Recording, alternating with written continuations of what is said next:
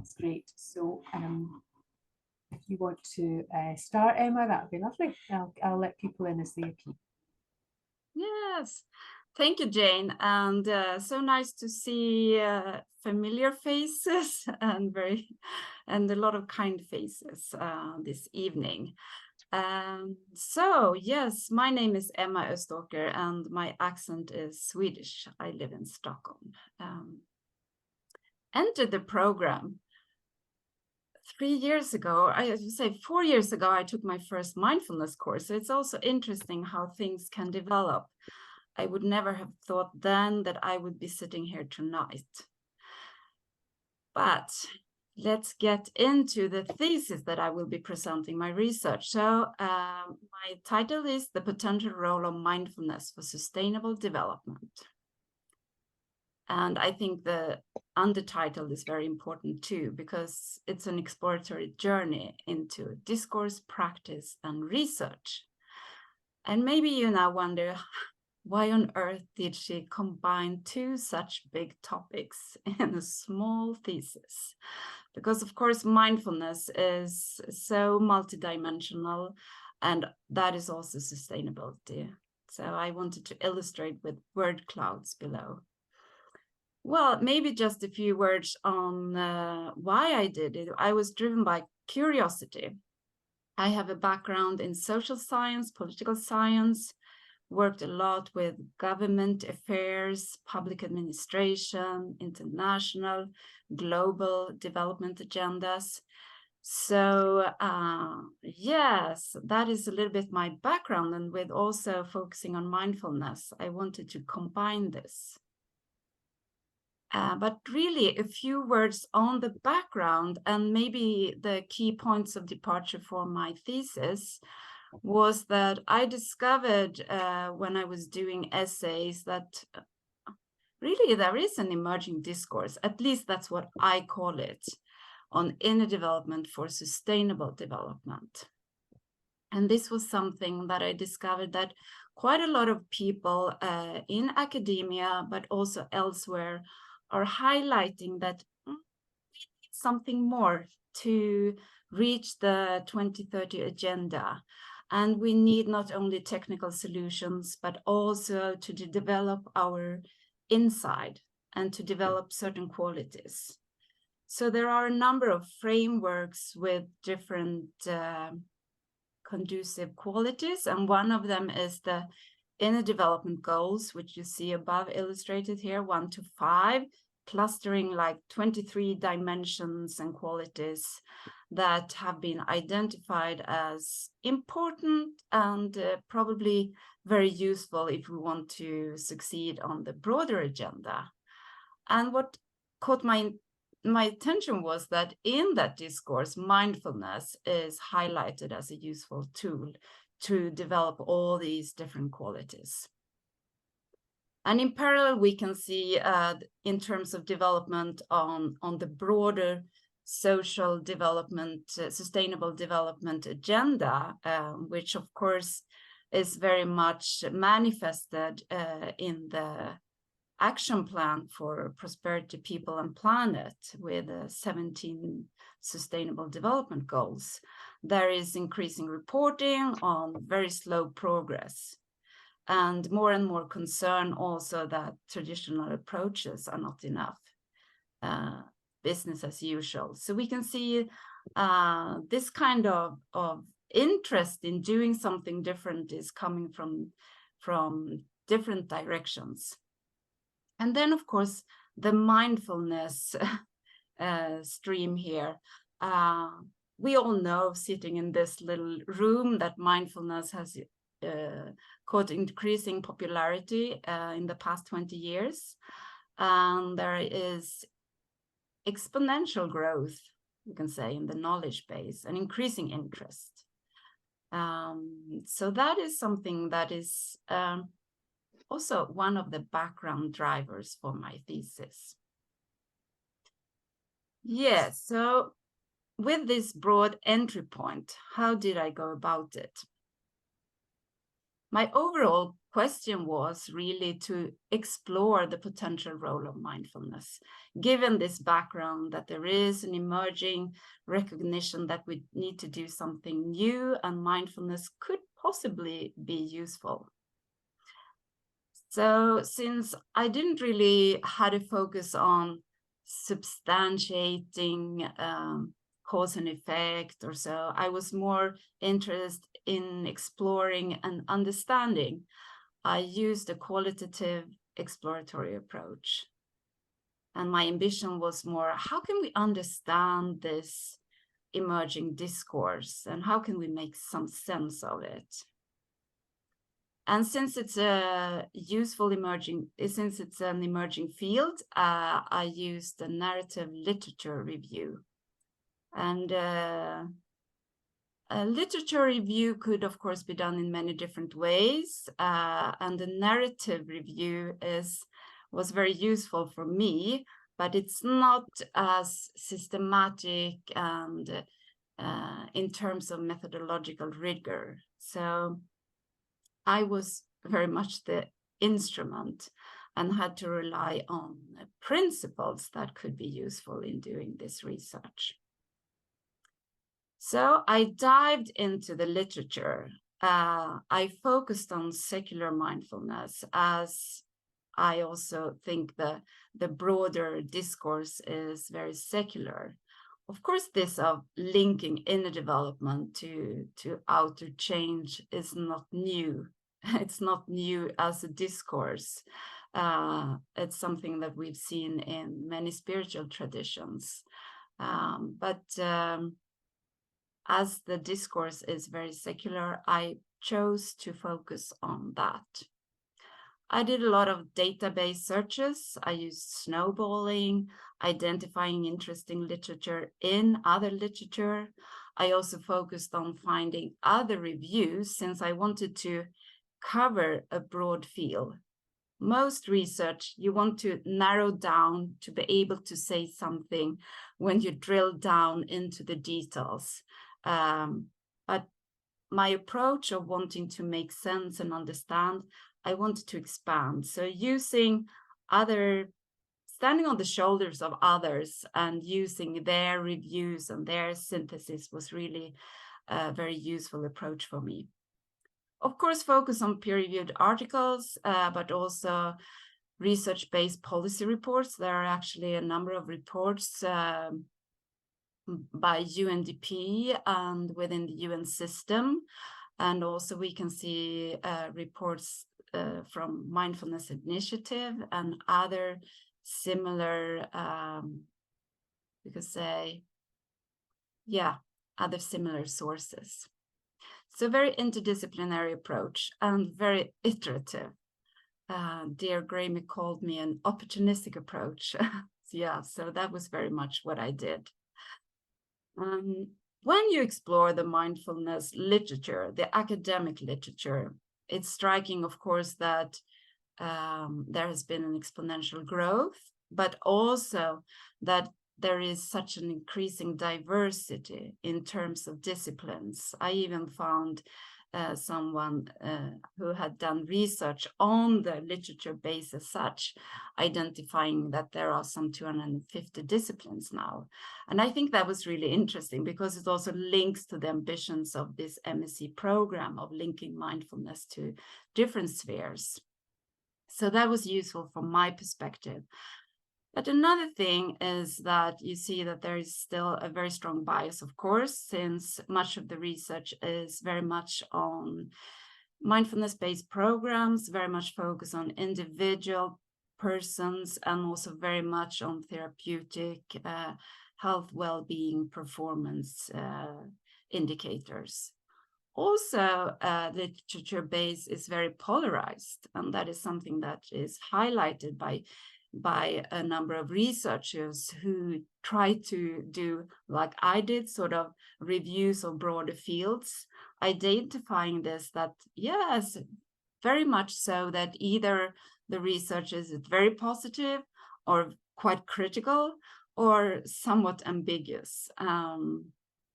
Also, we have a lot of methodological weaknesses, of course, within this database.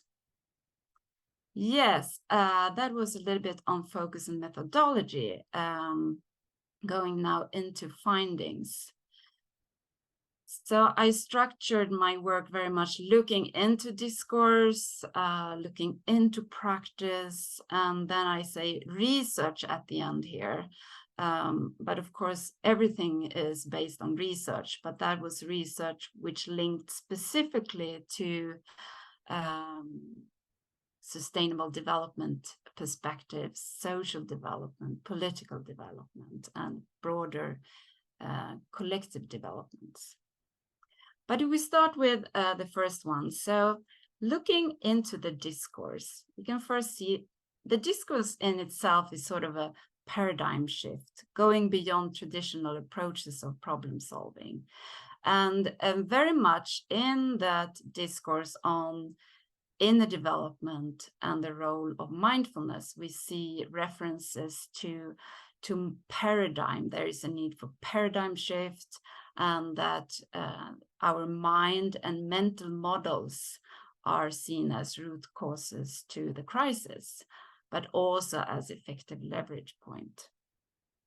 And so it's quite a radical discourse, we could say, because here we talk about capitalism as a mental model, extractive mindsets. It's really how we think about the world without really knowing that it is what we are doing. And also we see references that we are really perceiving not necessarily a climate crisis, but also a meta crisis of disconnect to ourselves, to others, and nature.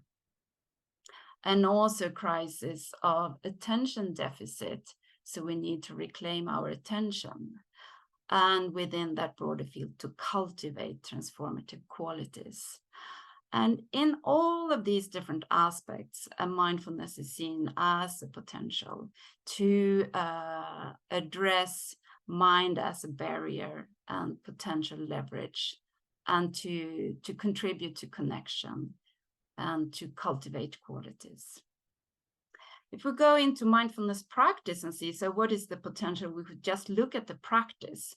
So of course, much practice is carried out within a format of mindfulness-based programs, but we can also see that there is so much more which is actually mindfulness without being labeled mindfulness. In the discourse, we can also see that there is a recognition that maybe traditional mindfulness-based programs are not enough for the shift we want to see. So we need something more. And there are references to social mindfulness. Not always very clear what is meant by it, but it's to go beyond the self, not only cultivate mindfulness for our own stress reduction or for our own benefit, but rather to go beyond. And there is also a trend, I think, I think we are about to see a third generation of mindfulness-based programs. There are some people labeling previous waves as a first generation and second generation, and now we see a new kind of programs, 8-week programs, which also focus on sustainability and more on a framing of addressing many of the aspects that I raised in the previous section on discourse.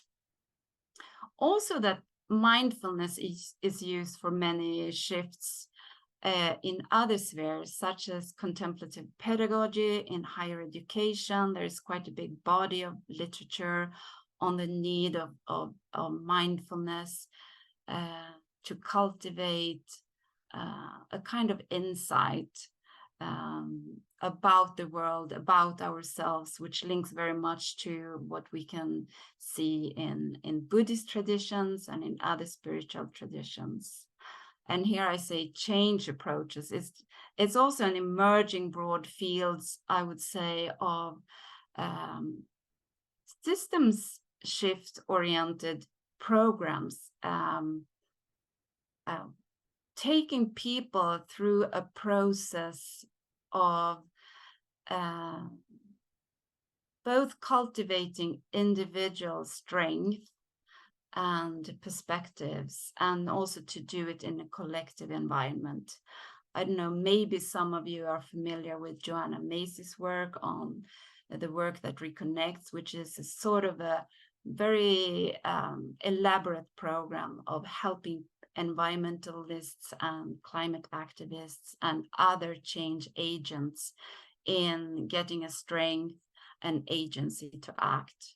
And there are other approaches also. Theory U, Otto Scharmer, MIT, very much focused on shifting the system. So here it's really interesting. The mindfulness, the small meditation, not always called mindfulness or meditation, but really that is what it is, more cultivating our awareness to do something beyond the most, beyond the just daily life. And also I noted in the literature also very much references to the need of holding space and awareness-based practices for connection, for reflection at individual and collective level. And I think this is more of using mindful moments in different kinds of activities. So yes, it's a broad field, and if we look beyond the more narrow approach of a specific mindfulness-based program, there seems to be also a potential to cultivate other perspectives. Then looking at links to that are specifically focusing on sustainable development, social development, political science, political change. There is some research on, the benefit at individual level, but also quite a lot of implicit links. So the nexus, mindfulness, sustainability, more the theoretical. You can see, we cultivate something which may lead to something. So on the one hand, more theory-based, but on the other hand, where there is some of the evidence, it's more dispositional mindfulness and correlations between dispositional mindfulness and certain attitudes and behaviors. So we can see quite limited research and evidence on mindfulness practice that can cultivate bigger shifts. So yes, limited knowledge on shifts beyond individuals, and also very contrasting perspectives whether mindfulness actually will bring about agency and empowerment at individual level, where some argue with substantiated evidence that it's a foundation to be empowered to act, whereas others, also anecdotal evidence, but arguing that it will be more as a means of reducing big problems for the individual to solve. So yes, there are different perspectives on the potential. But time is running. I move forward, Jane, and to the conclusion. What is my conclusion then? I think my prime conclusion is in blue. How we perceive the potential does very much depend on how we perceive mindfulness, what we put into the concept of mindfulness, and also how we understand and think about how change happens in the world. Do we have a systems perspective, which many of the people in the discourse have? We will have another idea and see another potential than if you don't see change in the world that way. So the glasses we have on will affect us. But a few points. So we can see several potential benefits linked to sustainable development, and much more. I think quite a lot of the debate and discourse is an either or, will mindfulness help individual? It will not help the structural changes. But here is much more, yeah, we can see positive shifts at many levels. But as I said, little empirical data on links to agency. And also this, of course, will our mindsets and deep-rooted perspectives on the world, our extractive mindsets, will that change with mindfulness practice? Yeah, might do, but it will probably take some time. What is interesting is that many activists and change makers perceive mindfulness as very useful. And of course, there is great variety and different potentials in different practices. So that, of course, is something to acknowledge. And what I see, of course, is then limitations. This is a discourse that is relatively new. There is an emerging field of research, but as every researcher say, more is needed. And I think something that would be also very interesting to delve into, which is very rare and which I didn't find much research on at all, is the framing. How much does the framing matter? If the framing of a mindfulness program is for reducing stress, or if it is for cultivating agency. What is the difference? Yes, didn't see any research on that. Challenges then, if there is so much potential, how can we harness that? How can we promote that? And do it without being intrusive?